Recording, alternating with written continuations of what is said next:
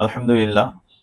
সম্মানিত দর্শক মণ্ডলী, আজকের হাদিসটি বিশিষ্ট সাহাবী জাবের রাদিয়াল্লাহু তাআলা আনহু থেকে বর্ণিত। তিনি বলছেন, রাসূলুল্লাহ সাল্লাল্লাহু আলাইহি ওয়াসাল্লাম বলেছেন, ইন্না ইবলিসা ইয়াদাউ আরশাহু আলাল মা।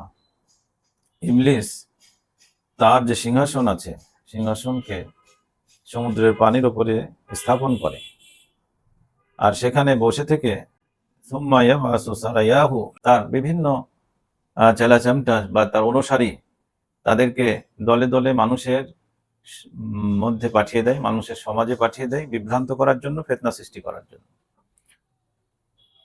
আর সে পরবর্তীতে রিপোর্ট নেয় যে কে কত বড় ফিতনা সৃষ্টি করতে পেরেছে, কে কত মানুষের মধ্যে পাপের জন্য উদ্বুদ্ধ করতে পেরেছে।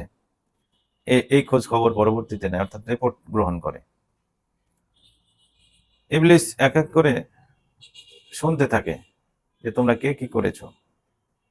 ইয়াজিউ আহাদুহুম, তাদের কেউ এসে বলে যে ফালতু কাজা ও কাজা, আমি এই ফিতনা করে এসেছি, আমি মানুষের এই পাপের সাথে জড়িত করে এসেছি।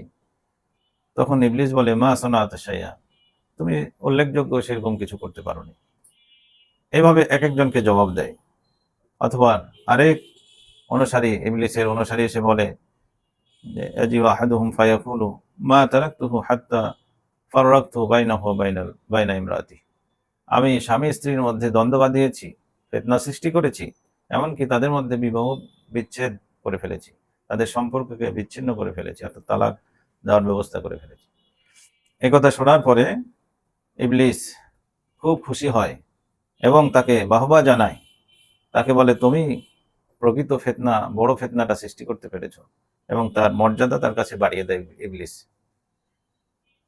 সম্মানিত উপস্থিতি, আমরা এই হাদিসটি থেকে কয়েকটি শিক্ষা নিতে পারি। প্রথমত, যে শয়তান সম্পর্কে আমাদেরকে সর্বদা সজাগ দৃষ্টি রাখতে হবে, সজাগ থাকতে হবে।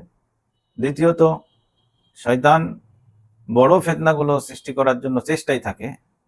আর এই বড় ফিতনা হচ্ছে একটি এখানে উল্লেখ করা হয়েছে, সেটা হলো স্বামী স্ত্রীর মধ্যে বিভেদ সৃষ্টি করা, সংসারে অশান্তি তৈরি করা এবং সর্বশেষ তালাকের মাধ্যমে সম্পর্ক ছিন্ন করা। সম্মানিত উপস্থিতি, আমরা এই জায়গাটায় দেখবেন যে প্রত্যেকটা ঘরে ঘরে, মুসলিম ঘরে ঘরে স্বামী স্ত্রীর মধ্যে অনেক সময় ছোটখাটো বিষয় নিয়ে বড় দ্বন্দ্ব হয়ে যায়। আর এটাই হলো শয়তানের পক্ষ থেকে হয়ে থাকে। ছোট্ট একটা বিষয়কে কেন্দ্র করে দেখা যাবে যে সম্পর্ক নষ্ট হয়ে যাচ্ছে, সংসারে অশান্তি চলছে। এটাই মনে করবেন সেই সময়টা যে শয়তানের কারণেই এটা হচ্ছে। আমরা সাথে সাথে সেই সময়টা তওবা করব, আল্লাহর দিকে ফিরে আসব, ক্ষমা চাইব এবং শয়তান থেকে আশ্রয় চাইব। তাহলে আমরা এই হাদিসটির উপরে আমল করতে পারবো ইনশাআল্লাহ।